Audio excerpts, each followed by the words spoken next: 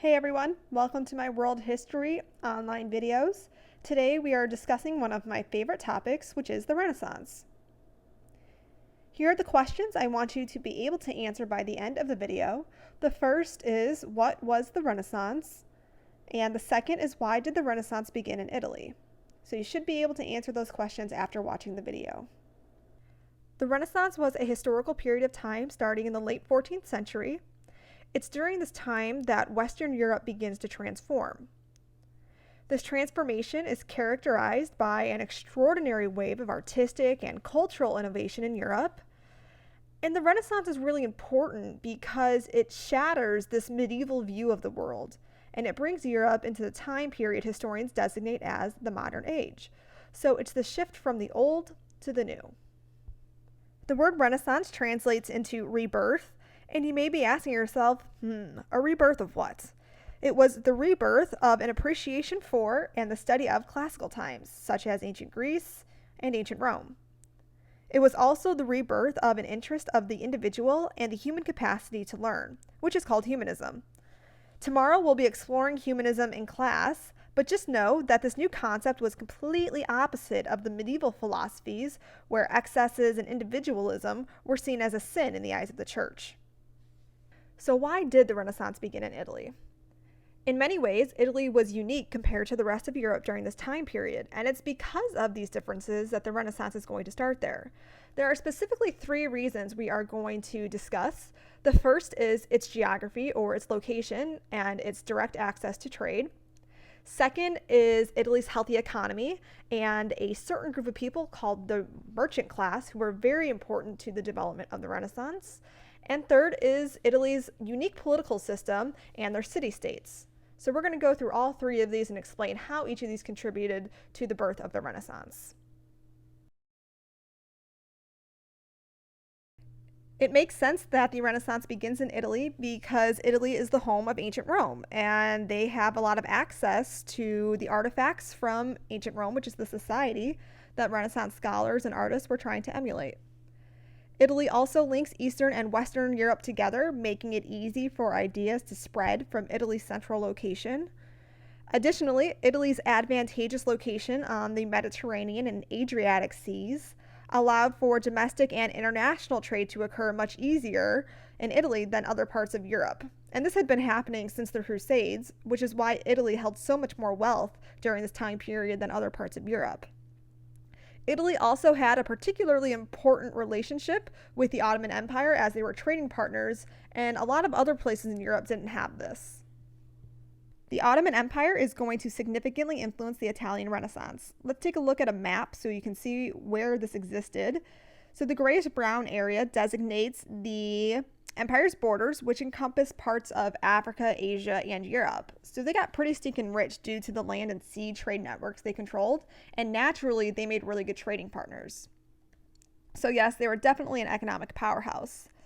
Also, the Ottomans and other Islamic empires were experiencing their golden age, which meant that they were on a serious pursuit of knowledge. They developed and furthered research subjects like mathematics, engineering, astronomy, and science to better understand the world around them. So long before the Italian Renaissance was taking place, the Middle East was already accomplishing significant cultural and scientific advancements. So as the Italians reestablished their trade networks, they were exposed to the new ideas of the Middle East, along with more wealth, and this acted as a natural segue to the Italian Renaissance. The second reason why the Renaissance began in Italy was because of its economy and the large amount of wealth the merchant class controlled. During the medieval age, the political and economic system of feudalism, which was based on land ownership, dominated Europe, but it never really took hold in Italy. And this is because the majority of Italy's population resided in cities rather than on farms in rural areas. Thus, the majority of wealth was made through trade and commerce instead of farming. The class of people who benefited most from this were the merchants or the traders, and as their wealth grew, so did their political power. And I bet all of you are really, really happy that you no longer have to dress like that. Whoa. Also in the mid-14th century, the bubonic plague hits Italy and it wipes out 60% of Italy's population.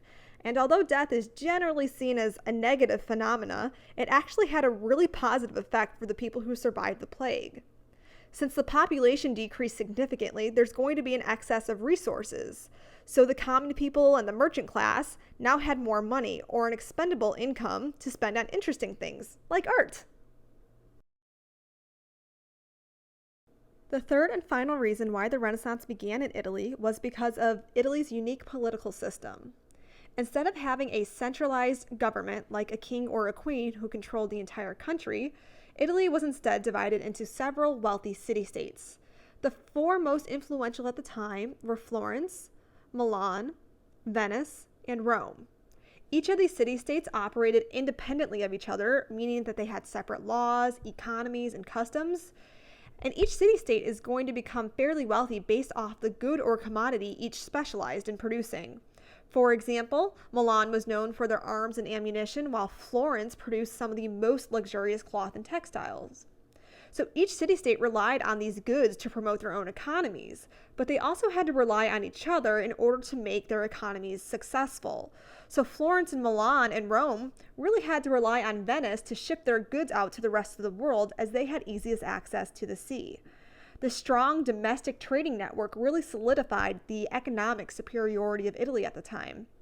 And again, because Italy had so much wealth, they could afford to spend money on the extraneous things instead of necessities. The city-state of Florence is often considered to be the epicenter of the Renaissance because it is here that many famous artists learned and perfected their craft. This is largely due to the wealthy merchant family who ruled Florence, the Medicis. The patriarch of the family, who apparently is Severus Snape, just kidding, Lorenzo de' Medici, was a huge supporter of the arts, and he became a patron, or a person who commissions artwork to be done. He wanted to beautify Florence, so he's also going to encourage his other wealthy merchant friends to become patrons as well. This high demand for artists and architects alike prompted what I call the flock to Florence. Eventually, many artists are going to find themselves dutifully employed and stay in Florence to expand and push the boundaries of art. At one time or another, famous artists such as Leonardo da Vinci, Michelangelo, Donatello, and Raphael all had their beginnings in Florence, and still today their artwork has withstood the test of time. But if nothing else, the Renaissance did indeed give us the Ninja Turtles. That's all I have for you guys today. Be sure to take the quiz before class tomorrow. You can scan the QR code, click the link on the screen, and there's also a link below. See you then.